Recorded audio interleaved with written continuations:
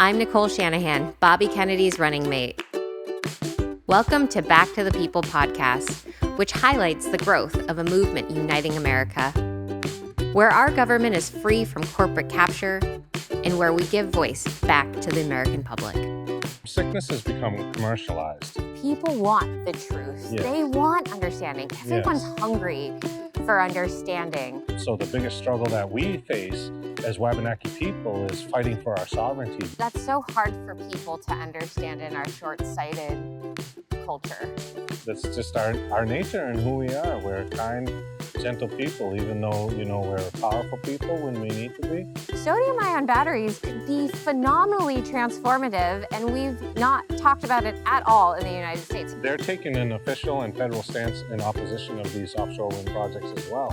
I've actually never heard of a situation in which there is a recognized tribe that has a different set of rules than the other 500. So this is a first.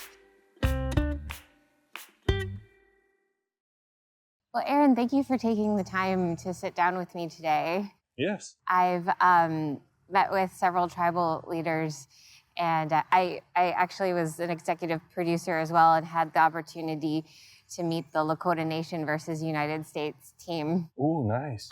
Jody Archambault, Yeah. and many others from that incredible film.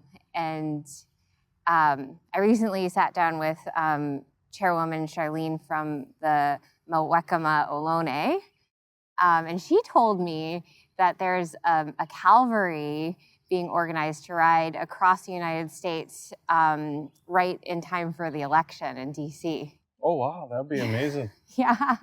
Yeah.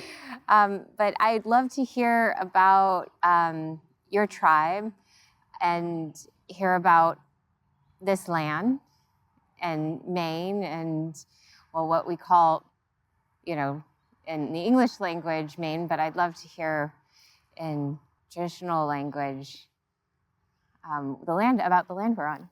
Yeah, so first and foremost, I'll introduce myself in my language, which is part of our culture, and how when we meet new people, especially people coming into our territory, so that you know who I am, where I come from, and who my family is. So, Kwe, Aaron Dana, and Deliwis, Jakwa de Jisik, Dakamus Jibanog, and Deliwis, Gudulagu Magmuinawug, Nagagil Hizawug, Nuje Al Madak Miguk, Beskadamukat Nil. And what I said is, my name is Aaron Dana. Colors of the Old Man is, in the Eastern Door, is who I am. I am from the Bear Clan, first and foremost, and then my secondary clan is the Muskrat. And I am Passamaquoddy from Indian Township, or the place on the hill, is the literal translation. Now to, answer that question a little bit of what we would call here as the state of Maine, because of, pre-colony, pre-first contact, we didn't have states, we didn't have territories per se. So what we just called it was just Kikawas and Skikkamig, our Mother Earth. Or if you're talking about kind of like a specific territory when it pertained to land, we would say Skikkamig. This is like people who come from the Earth's land. That's beautiful. You were so kind to gift me some sweetgrass, braided sweetgrass, and I've read the book Braiding Sweetgrass. Yes. It's such a gorgeous tradition. How would you define the significance of sweetgrass? So the sweetgrass is a braid, and it's an entwinement of our of who we are as people, our 7 generations, our 7 teachings, our 7 directions, and when we implement that into when we're braiding that sweetgrass, and when we braid that sweetgrass, that's showing that balance between us and everything that surrounds us, and it is a gift that comes from our mother and grows in our territory. We use it for smudging, we use it for basket making, we use it for a lot of different avenues when it comes to our culture and our heritage. But in this instance, I'm gifting it to you as a welcoming to my territory and amongst the Wabanaki people here in the state of Maine as a good faith effort and a gift to know that me and you are going to be able to sit down and speak from the heart. That's beautiful. Thank you. The Wabanaki, they were here upon first contact. And what we know about that first contact was, this part of America was truly the original point of true first contact. And these shores that the sailors arrived upon. When you were a child learning about this, how were you taught these stories? So a lot of the stories everything that I learned about the Wabanaki people, or Wabanaki is how we would say it. It actually is a group of us. It's a confederacy that consists of Passamaquoddy, Wolastoq, or Passamaquoddy, Wolastoq, Mi'kmaq, and Penobscot. And it's the 4 tribes that collectively shared this area. And the stories that I heard pertaining to first contact didn't necessarily come from the Western education system. It was the stories that we heard in our homes from our parents, our grandparents, our great-grandparents. And they were part of the conversations in our teachings, right from creation story of the beginning of time and our being, to what we know as today's society. So, and a lot of what we heard about didn't necessarily come from the school system, the westernized school system. It came from our grandparents, and we learned about when they had first come and migrated here. They didn't know how to survive, and they didn't know how to live in our territory, in our habitat. So we taught them how to survive here, to weather the storms, to from winter to summer to spring, and what plants are edible, and what animals they can hunt so that they can survive. Because we come from a very kind but strong people, and we're very hospitable. So when the first contactor came, the stories is that these people didn't know how to be human being and did not know how to survive. Yeah. So we offered them our teachings and showed them the way to survive. And many of them arrived here in rough shape. That was a really big and treacherous crossing across the Atlantic. Yes. And so many of them were hungry. Yep. Quite sick. Yes. And hadn't set foot on land for quite a while. So do you think your ancestors offered sweetgrass then too? I believe that they would have, because it's been such a significant part of our culture and the way that we introduce ourselves to new people coming to our territory. Also, we offered them even more medicines than just the sweetgrass, because I can't think of the sickness in English, but when you're on the ocean and you get sick from lack of water and all of that, what's that term? Scurvy? Scurvy, yes. Yeah. So when they showed up, a lot of them had scurvy, and we had those medicines to be able to heal them of that scurvy, and we still have that medicine today. The knowledge of that medicine that we can, obviously people don't necessarily get scurvy no longer, but we have those medicines, that helped with that. Even in today's medical society, they use a lot of indigenous medicines, when it comes to even the medicines that are in the pharmaceuticals that they distribute today. So not just us, but indigenous people across the world have a huge significance or an impact when it comes to sharing medicines that help our sicknesses that we still deal with today. That's really interesting. There, a lot about this campaign and a lot of the talk about healthcare. Many people believe that we've taken it out of context and have really thought about it as sick care or symptom management. In your tradition, the idea of medicine truly comes from nature and a relationship. Yes. And the goal is healing. Yes. How would you define healing, compared to these ancient traditions that have worked generation after generation to where we are today, which people can't seem to get out of this cycle of sickness. So sickness has become commercialized. Mm. It's turned into an industry where people can make money, and profit from other people's sicknesses. A lot of our traditional medicines we use to heal those sicknesses, and even like I had mentioned earlier, the impact that indigenous medicines have on the pharmaceuticals today. They only put just enough of those additives and stuff into the medicines that we receive to band-aid, the sicknesses. And then bringing it back to like the commercialized portions of it is if you heal somebody, they no longer need to depend on medicines. Yeah.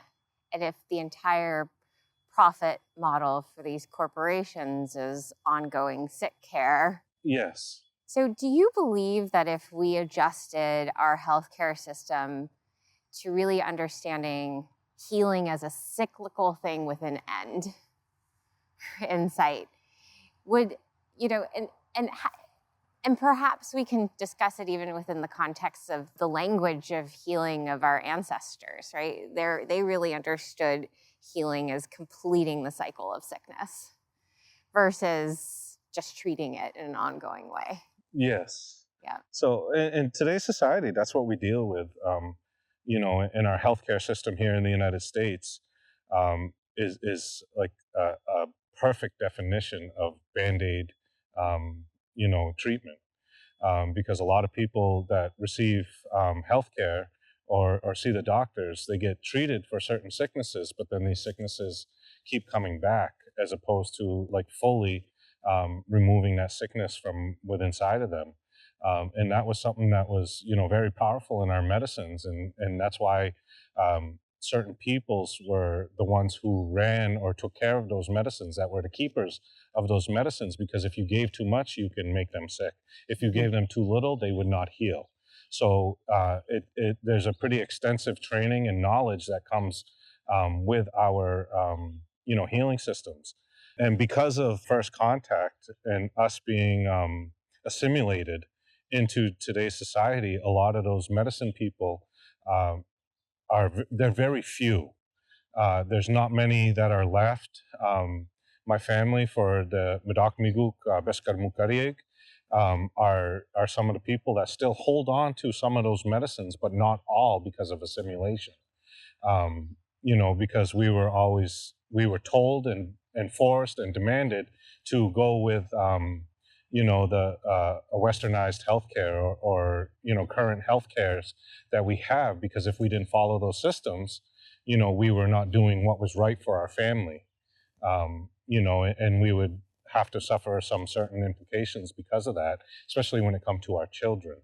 And when it comes to our Indian health services, it's really a problem that's happening across the United States, and also within our own community, that the IHS services just don't provide or produce enough of actual healing for our people. So we're consistently depending on the today's healthcare system. Yeah. There, there's a Lakota prophecy that says that in the seventh generation, there will be a resolution to this ongoing affliction of disconnecting indigenous wisdom from indigenous people. So there's this, what you just said embodies what's gone on for 7 generations, which is this removal of the people indigenous to this land from the wisdom that had always been in partnership with the land. And that wisdom was oftentimes about relationship with the land, and above all, that relationship of the land for the accomplishment of healing. And we're in this moment now. Do you see it? Do you think this prophecy is coming to be? Yes, most definitely. That seventh generation prophecy is pretty powerful. I heard it once when I was younger, and I've heard some teachings, being shared throughout my life. And there are some very powerful points to that prophecy, and that's exactly where we are today. We're coming to that impasse in that seventh generation, where we're going to, be struggling with those assimilations, right to the T, and you can see that on an everyday basis. We've been assimilated so much that the today's society and governments have tried to pull us so far away from our culture, our beliefs, and our traditional uses of medicines. But we have a younger generation that's coming, and this is part of that transition. This is part of that evolution, where the younger generation, they're thirsty, for that knowledge. They're hungry for those teachings, so that, and they're learning all of our old style traditions, and going out and demanding to be taught that from what the elders that we have, that still carry some of that knowledge that we've carried for thousands of years. It's beautiful. I have a question about the enduring willingness to share tradition.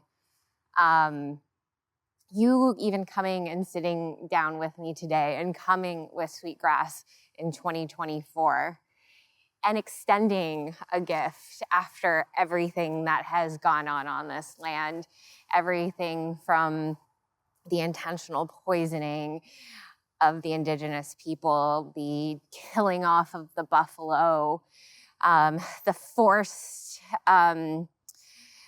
educational systems designed to rip culture away from your people. How do you find the internal strength and wisdom to still extend a hand of braided sweetgrass?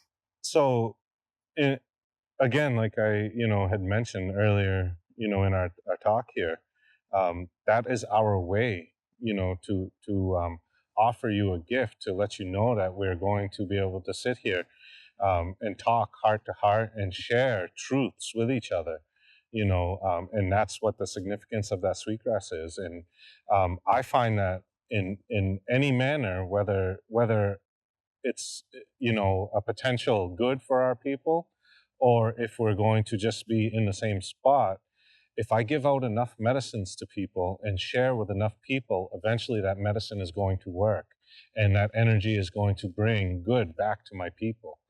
One of my big beliefs is karma. In the English language is how you'd say that, right? And I don't believe that we actually have a word for that, but we have an understanding of it. And I believe in karma, and I believe that if I keep putting that good out and sharing our ways and our teachings, that eventually people will see how powerful and significant we are as the Beskaramukaryik. So an extension of sweetgrass is a sharing of medicine. Does that mean connection is medicine? Yes, most definitely. Connection is definitely medicine. Because us meeting each other, I mean, like, that we have that opportunity now to share personally with one another, and we can learn from each other. We can educate ourselves from each other. What I have for knowledge is different from what you have for knowledge, and to be able to sit down and have a truthful conversation with each other, we can share that knowledge amongst each other, and with knowledge comes healing, and with healing comes peace and prosperity. What is your prayer for the indigenous people of the United States? That's quite a hard question to answer. Because I have so many prayers for the indigenous people, but it's not just for the indigenous people. We're all human beings. We just come from different territories and different areas. So as a prayer, I pray for everybody. I pray for good energies. I pray for healing. I pray for peace and prosperity for everybody. And I really pray that it comes in a good way from a warm place of our Creator's heart, because we're just humble human beings, and we need that higher power and all of this around us to be able to survive. And if we don't take care of all of that, we'll no longer be able to survive. What do you think is the wish of the Creator for all people, all human life? That's another tough question because I don't know what the creator thinks or believes, right? Yeah. We got an assumption, but that the creator, he or she is in that higher power, and and have given us that free will. And but from the teachings that we were given, through um, the creator, ones who have seen and spoken with the creator, um, a lot of it is to live in balance, live collectively in balance, and having that respect for each and every life, because everything around us that surrounds us has life. The only things that don't have life in them are man-made. Everything else that comes from the earth all has life, has vibration, and only man-made things like plastics and things, to that nature, don't have life, don't have vibration, don't have energy. So to live in balance and that respect for each other's um, existence, I believe is probably what the creator intends for us as beings here on this earth. That's a really important um, understanding that, there's this intrinsic existence of biological life. So that interaction of sun, soil, microbes, magnetism, it's what enables things to exist and transform and incarnate. Um, you said that things like plastic, they don't have this. And when you say things like man-made, or even we see a lot of man-manipulated nature, um, we see it everywhere, right? Yes. This desire to manipulate nature in these artificial environments, under artificial light, in artificial laboratories. We're making lots of babies this way, actually, right now. Um, the growth of, using laboratory assistants in all these human functions. What happens to the spirit of life when it becomes man manipulated? Do you have any thoughts about that? Yeah, I do got some thoughts about that. That's, really, really hard to answer that question without upsetting, certain groups of peoples, because everybody's got an opinion on how things can be or should be done.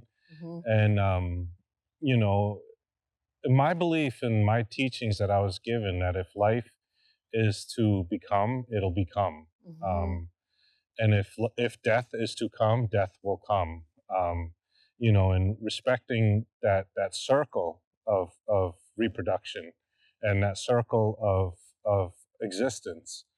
I don't know how to navigate through this because I don't want to necessarily be offensive towards anybody, because Yeah, that's not my place, right. to say if somebody can or cannot do this stuff, but to have that respect. But maybe an understanding. I think, the thing is people want informed consent. People want the truth. They Yes. want understanding. Everyone's Yes. hungry for understanding. And that understanding really comes from us having an appreciation to how things operate, either in the natural world or in the world of man working to move nature around and direct nature in certain ways Yes. at man's will, right? And so there's this fine balance that you said balance earlier when we were speaking about the goal of the creator, and I oftentimes think about you know helping individuals have Yes. informed consent on what balance in their own life can look like in the face of all of these challenges, Yes. um, and in the face of all of these desires to be fulfilled in an individual's experience. And and I, I i earnestly hope that in an understanding of the functions of nature, people will have greater informed consent as to the decisions they want to make for themselves and for their children and for their own health. Yeah, I guess I can come back to that of like what I was saying. You know, what I mean that especially when it comes to balance and also respecting that life. And like I said, if life is to be, it'll be, and if death is to be, it'll be. And for like using certain things from the forest, we always honor them, and we always take like for medicines, we would take every third plant, we would take one plant or part of that plant so that there was existence and survival. Hmm. And I think that us as humans, that we always have to worry and protect that balance of that, so that the existence will always be there. And now touching back, a little bit in trying to explain myself on this is that, when it comes to, making babies in labs and stuff, I think that when you're messing with that creator's balance, you're upsetting that balance of nature. Me as a man, I don't have the right to tell a woman what she can and can't do with her body. Agree. Yep. But I also believe that we need to protect, if life exists, we need to protect life at all costs. Hmm.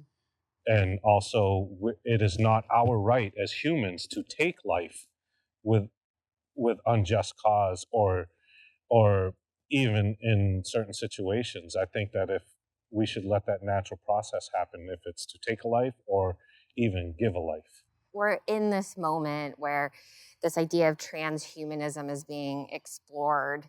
It's being explored in terms of human machine interfaces. It's being explored in, you know, implantable devices. It's being explored in terms of, the FDA right now is looking at an artificial womb. And and but I do see culturally that there's this desire to bring balance to these movements. It's not that I'm prepared, or I think many people are even prepared to say, like, this is wrong to be exploring. Exploration is part of human nature. But then there comes to be this question of what is it to be human? And people are really, really trying to explore what it is to be human right now. Yeah. And so I also find it fascinating that this question of humanness is coming up right at the time of the seventh generation Yes. prophecy. Yes. And I believe that many of us instinctually feel that in our quest for humanness, we have to go into our ancestry to remember who it is we are in this moment. Yes. And what is the significance of ancestors in your shared spoken tradition? Um, I personally, am an immigrant, and my family, they left their homes to come here for a better life. So me trying to understand what my ancestors believed in terms of humanness is a little harder to grasp, because many of us in the United States were maybe first, second, third generation in the Yep. United States, and those ancient traditions sometimes didn't make it overseas. Yes. So we have this word in our language, negum dach nid, well, a phrase, and it's not literal translation, but the closest thing that you can come to that in English would be, to each his own, um, because when I talk about having that balance and respect for all life, I have no right to tell you how to live your life, and you have no right to tell me how to live my life. Mhm. All I can do is offer my knowledge and teachings to you, and you can take what you want from those teachings and that knowledge and move forward with that, in a certain perspective of your life. Mhm. And when it comes to um, lab grown womb or lab grown babies, I think that we're navigating down um, a road, because it takes two spirits to get together to produce another spirit. And this is only my personal belief, but I believe that you can't put spirit into something that doesn't come from two people. Mm. When we talk about our pipe teachings, we have the male, side and the female side. And the only way to produce life is when you put that pipe together. That produces that spirit inside that new life, and that's what the pipe represents, is new life, and the smoke that comes from that is that life and that spirit. Um, and We actually have terminology in our culture, in indigenous cultures, that is pretty much shared across Turtle Island, North America, and it's called Two Spirit. Um, and the Two Spirits are, people who are navigating themselves, like you talked about, trying to figure out what it is to be human. And for that's a journey that they have to take and follow through with themselves to have a better understanding.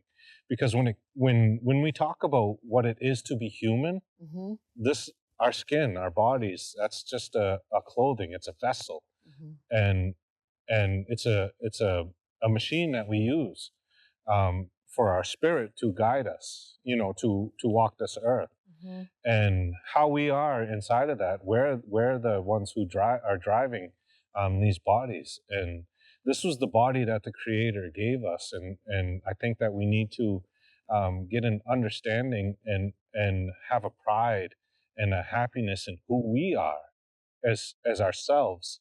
And I think that is the mystery of life, right? That's Mm-hmm. what everybody is searching for. It's, why am I here? What am I looking for? What is my purpose? Mm-hmm. And the only way that we're going to find that purpose is within ourselves, within our heart, body, and mind. Mm-hmm. And that's what we need to be searching for and looking for. Because the English version of it would be the transgenders, and the indigenous version of it would be two spirited.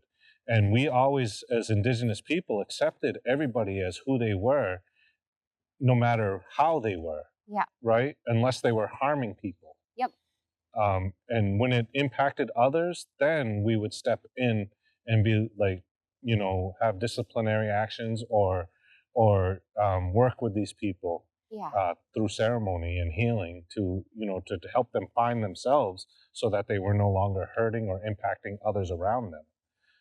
I think there's so much wisdom in that there's room for acceptance for all expressions of spirit, as long as it causes no harm Yes, to others. exactly. Yeah. Yeah, I fully agree. So tell me what it is, your role is as state representative. Yeah, so I'm technically not a state representative. What I am is, in the official capacity, I am the tribal representative. It's an elected position that we've had since even in the late 1800s, of representation down in the state house, and it was representation of the four different tribes here, the Wabanaki, here in the state of Maine. But the Mi'kmaq and the Wolastoq had a shared representative that sat in the state house. The Penobscot, the Penobscots, have their own representative that used to sit in the state house. The Passamaquoddy we have a position that we sit in the state house. We sit on the floor as a representative of our tribes to be able to speak on behalf of our people, but we technically don't have a vote on the floor. And we also participate in committees, and we have a vote in committee, but it's only considered as a recommendation. So we really have no authority when it comes to the state house besides being able to speak on behalf of what our people need. We're going through a time in a movement right now where actually people are listening to the indigenous people, um, and we have quite a stance on being able to influence on how some of the bills are going until it comes to tribal and indigenous matters.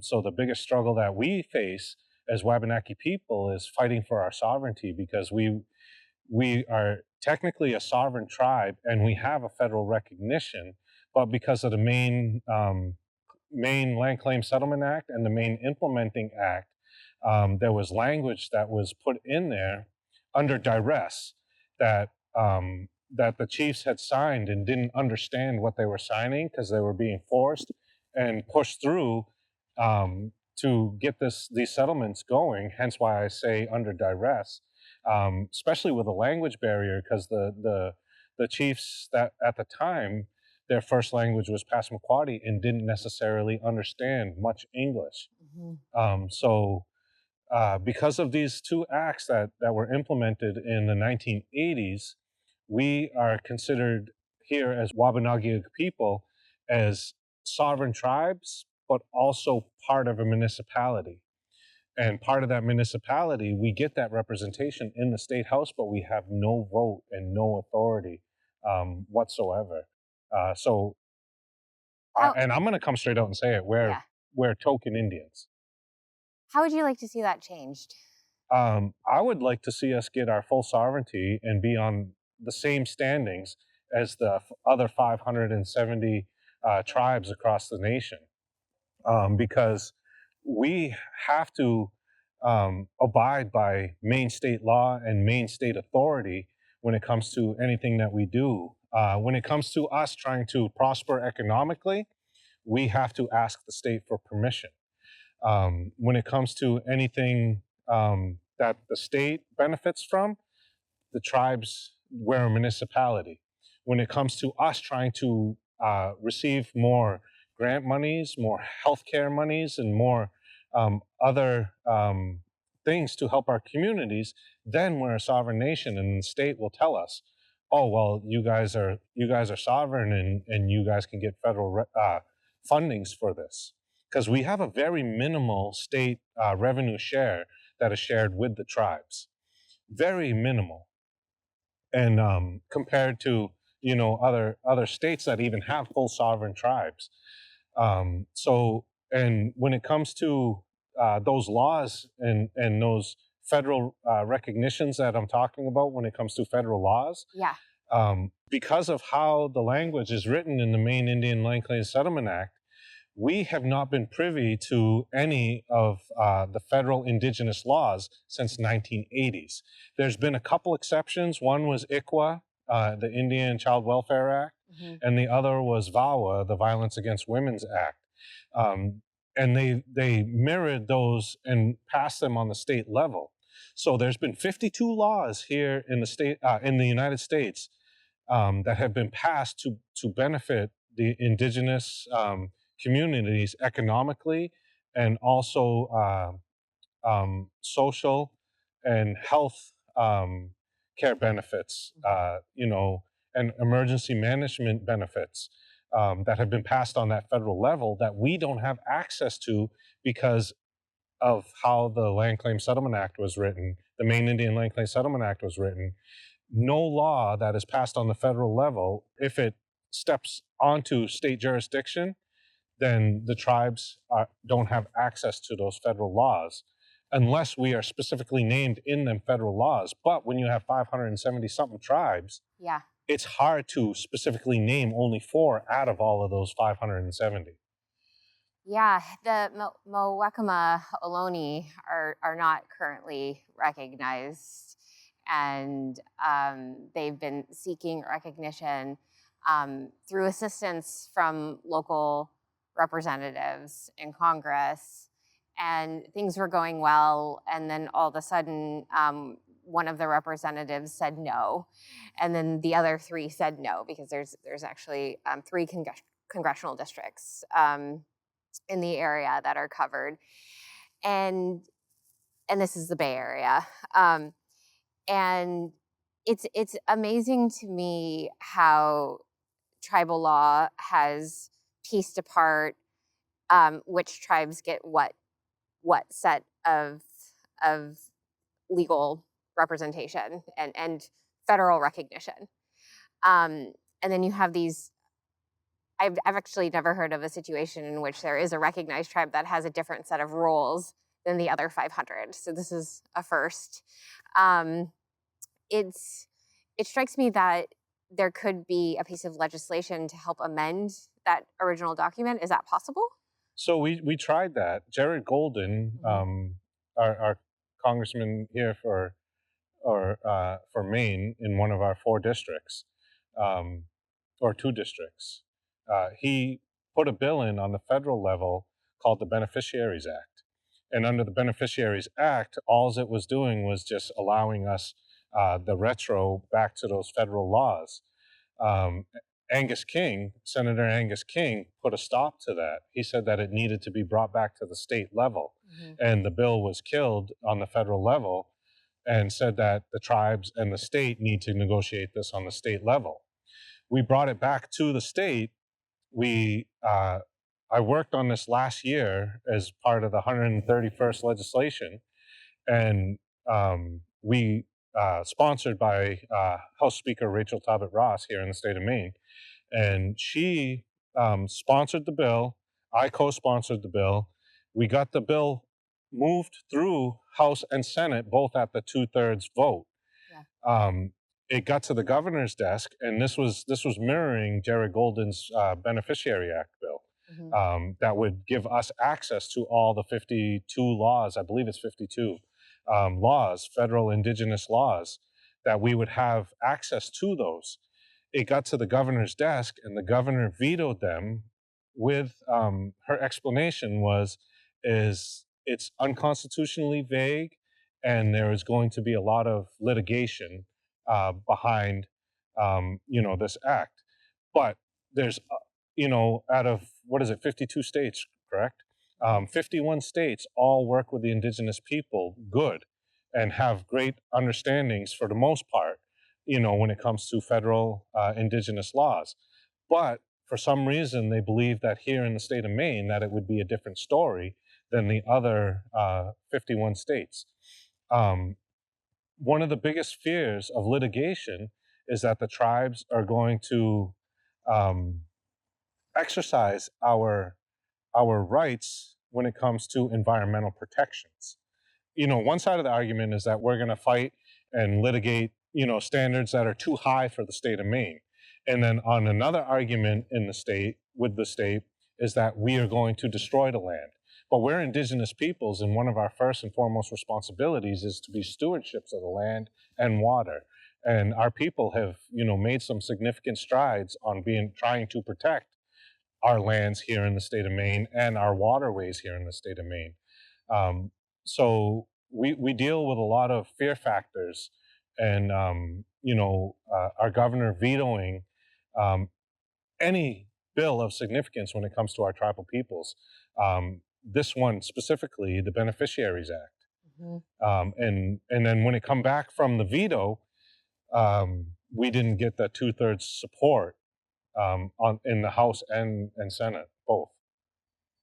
How was it that the governor felt that the risk of litigation or the risk of upsetting, I guess, special interest groups in Maine made it unconstitutional? I mean, that argument to me seems Unconstitutionally vague. Unconstitutionally vague. Yes. So that's her argument when it comes to a lot of different things. If you go back through a lot of her records, she uses that even as when she used to be the Attorney General here in the state of Maine. She's used it as in her own practices before. That was an argument that she's used, quite regularly in the court system.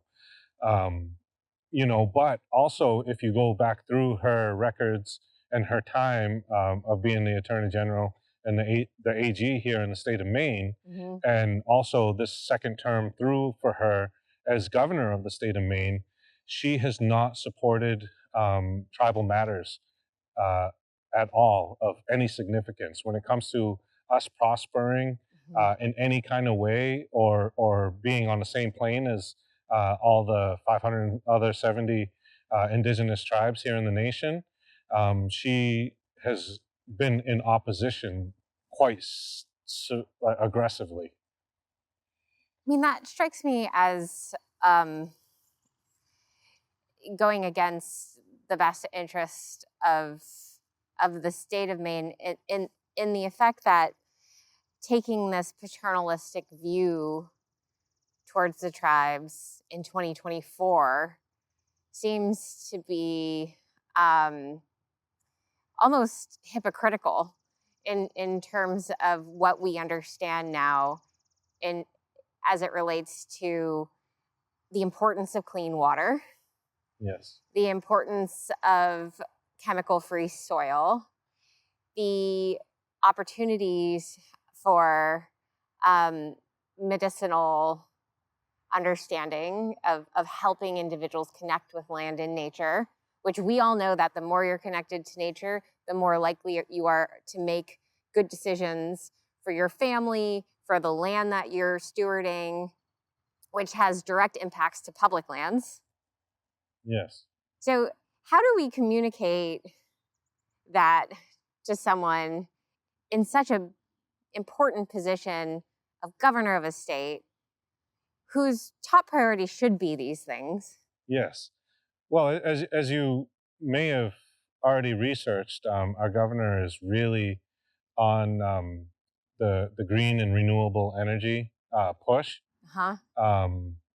You know, so she'll take that stance that yes, that's her main goal. But again, when it comes to the tribes, Hmm. regardless if it's within good intentions or not of the tribe, she's just in opposition. We don't even get a great explanation of her opposition. It just again boils down to possible litigation and unconstitutionally vague documentation. I've had a real butting of the heads with climate change people who only look at clean energy investments. They're not actually clean when you actually consider what goes into these batteries: lithium, cobalt, copper, the mining, the way that Lithium mining is worse than fracking. lithium mining is amongst the worst, and all of our battery technology and clean energy technology is built off of lithium batteries. Yes. It's incredibly destructive. Yes. So, do you think that these people using the defense of climate change, when they're solely focused on lithium-based batteries, are good actors? Because I don't. I think that there's a bit of a contradiction Yeah. in what they're doing and how they're using that word. Oh yes, most definitely. I personally, with the support of all the Wabanaki tribes here in the state, the leadership, I personally focused on the offshore wind project. Um, One of the major factors is that during a certain time period, because my people have been coastal people, um, that that shelf where they're at was inhabited by us at during that time period. Like, well, not during that time period, but at like 10,000 years ago, the shoreline was further out, and my people were in that area. So we have archaeological sites. Our ancestors are more than likely buried out there. And with this offshore wind project, there's going to be chains because there's floating supports for these turbines. Yeah. So there's going to be large chains. That one link is bigger than me and you combined. So when the tides come up and go down, those chains are going to be annihilating the bottom of the shorelines changing the shape of and changing everything, changing the habitat. topography. Maine, not only that, Maine, and this is where me and the fishermen, New England Fishermen Alliance, got together, is because it's also going to affect lobster fishing, Yeah. scallop fishing, sea urchin fishing, and also is going to change the migrations of whales, porpoise, elvers, the glass eel. Yeah. So there's going to be some huge marine life impacts when it comes to this offshore wind project, and it's already showing in some of the projects that have already started. The floating solar farms, Yes. those have all been destroyed as well. The and National now they're Congress just- of yeah. Indians, I Mhm. might have said it backwards, the acronym, but Native American Indian Congress, anyways, Yeah. across they're taking an official and federal stance in opposition of these offshore wind projects as well. And the lines that are going to be coming in from these, when we're talking about climate change, the lines that are going to be coming in from these are going to be producing so much heat and temperature and they're going to be on the bottom of the ocean. We're talking about climate change, and one of the largest things about climate change is how fast and dramatic the temperatures of the ocean are rising. Yeah. If we throw power lines on the bottom of the ocean, we're just going to expedite that process. Right. And we're going to be in a place where we are not going to be able to come back from, and we're looking at it not just in the cultural aspects, but also the spiritual aspects of it, because of our ancestral burial grounds that are possibly in those areas, and without testings and studies, we will never know that. And the whales is very significant to our people as well, because we have treaties. What in our old stories, we have Yeah. treaties with the whales, Yeah. that we were going to take care of them and they were going to take care of us. But now this is going to mess with those migrations, especially in endangered species, the right whales, which are popping up dead all around these projects. And the lithium batteries, they're going to be putting floating turbines of these lithium batteries. If those leak and get into the ocean, it's going to kill all marine life.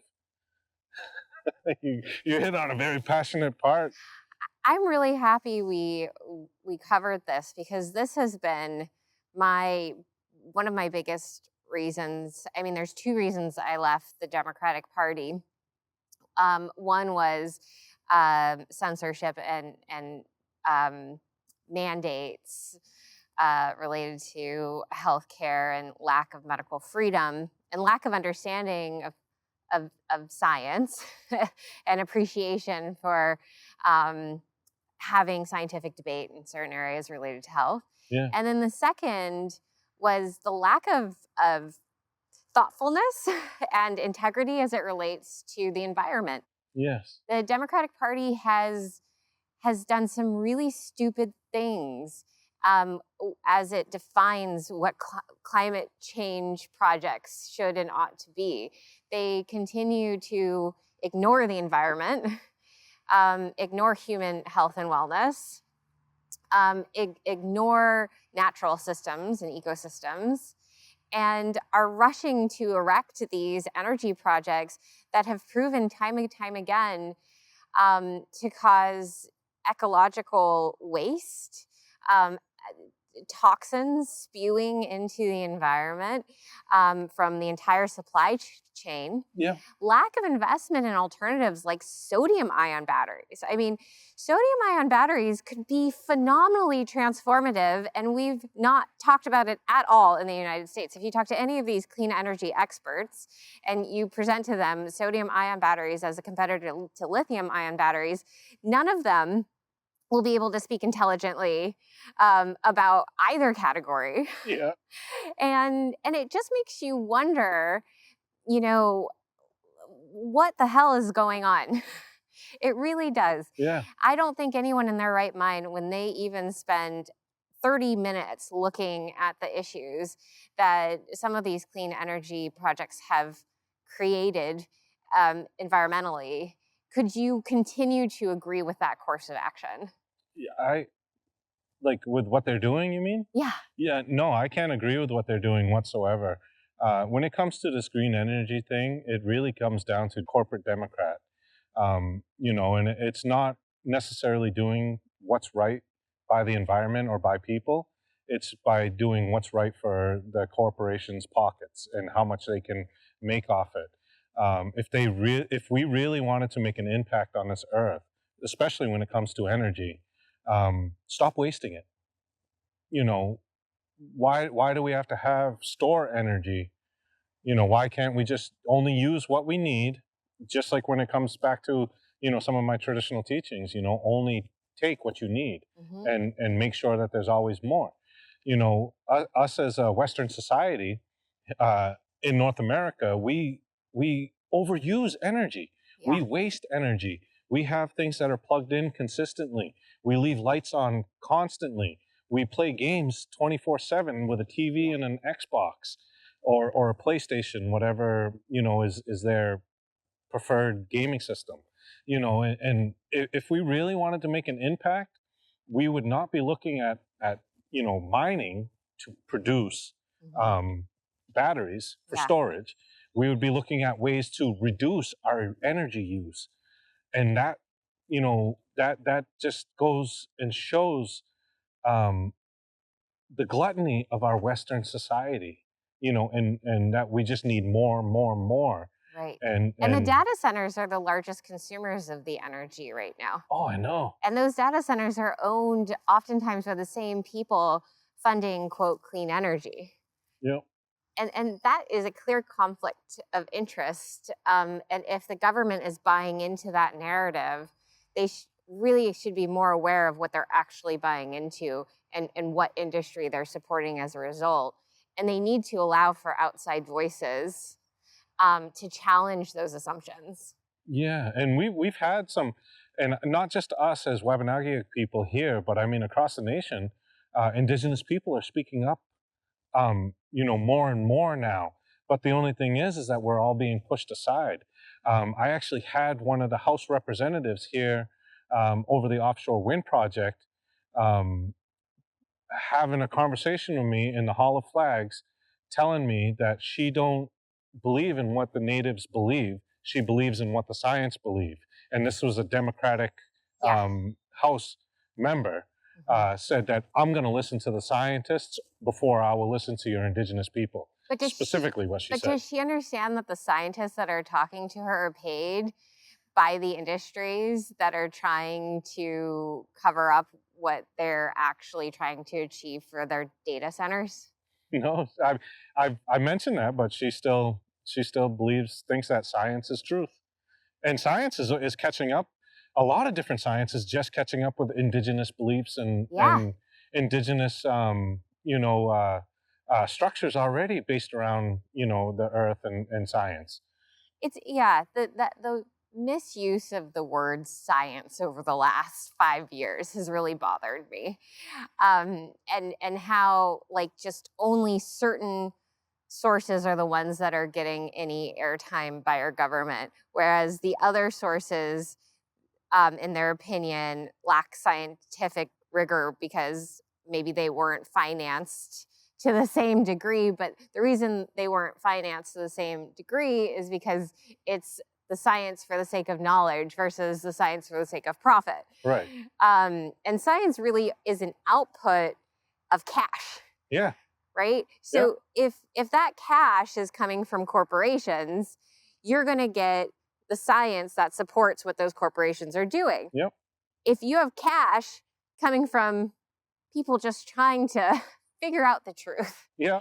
figure out how nature works, that science is going to tell you something that supports all of humanity. Yeah. And so the sources of the cash, I think, should and always be disclosed anytime a government official is citing science. The process of that really, develops, from education, because when you go through high school, you go to college to become a scientist with whatever field you're choosing to be, put your expertise to, and that we'll come back to expertise. So you get that degree. So now, once you get that degree, then you need to step out into the world, the real world, get a job, pay off your college debt, and you start working for these corporations. You work for these corporations, and then you have to abide by what they want you to give out for information or what they want you to say, because they're your means of providing for your family. There's a dependency on these large corporations, and when you work for them, now you have to give the information out that they tell you, like you talked about, or withhold information. And that's what it all boils down to. What I mean? So a lot of scientists are going into these fields with the right intentions, but end up having to only, give certain information or provide a certain understanding of how these will work, which is beneficial to their superiors, unfortunately. Well, my hope is that our representatives and leaders understand the nuances of how they are being manipulated for certain goals. Yeah. I hope that we can return terms like science back to also representing unconflicted science. Yes. And I hope for whomever is governor next in the state of Maine to understand the general importance of the seventh generation prophecy, because I see it and I feel it every single day we're out on this campaign trail. The younger generation, as you stated, very much understands the importance of returning to the wisdom of where our medicine actually comes from. Yeah. And can tell for themselves through informed consent, just can make decisions that are also in their best interest. Yes. Quick end note too. I mean, when it comes to that 7 generations prophecy, the main point of that is to look out for the 7th generation ahead of you, not ourselves. And that's a lot of that. It's got some prophesized moments that we're going to be dealing with, but also we need to protect those things because we're only borrowing from that 7th generation away from us. So down the line, the 7th generation past us is who we're looking out for to protect all of this for them. Because this is theirs. It don't belong to us. That's so hard for people to understand in our short-sighted culture. Because I don't know if you've ever seen the commercial J.G. Wentworth. It's my money and I want it now. Yeah. That's the society that we're living in, and the current situations of, people's beliefs today is what can I get for me right now? The most that I can get for me right now. What is it? Yeah. Unfortunately, it sucks. It's this perception on abundance that is so short-sighted that culturally, even me, I have a hard time feeling intuitively on how to make decisions based on the 7th generation to come after me. Yeah. And what's happened to modern culture is this disconnection with our ancestors. Yeah. And because of that disconnection with our ancestors, we're disconnected with our future offspring. Yes. Yeah. So yes, I think that these teachings are so important to embody again, because once we embody them, we can act in accordance and with trust and faith that it's real. A lot of people have a hard time understanding that this appreciation and our behavior has real impact. Yeah. So many people feel that they've been betrayed by our government and by the system and by everything. There's this grand sense of betrayal. Yeah. And when you live with that sense of betrayal, it's almost impossible to have faith in a future generation. Welcome to indigeneity. Yeah. That's because we've been getting that betrayal for hundreds of years now. Right. Which is why I asked the question. You still extend the sweetgrass even after so much betrayal. That's just our nature and who we are. We're kind, gentle people, even though, we're powerful people when we need to be. We're still a gentle, kind, hospitable people. Well, thank you. Thank you for that. It gives me faith every time, too, and makes me wish I had a tradition I could share like this. So they can try to assimilate us, but they will never take the human being out of us.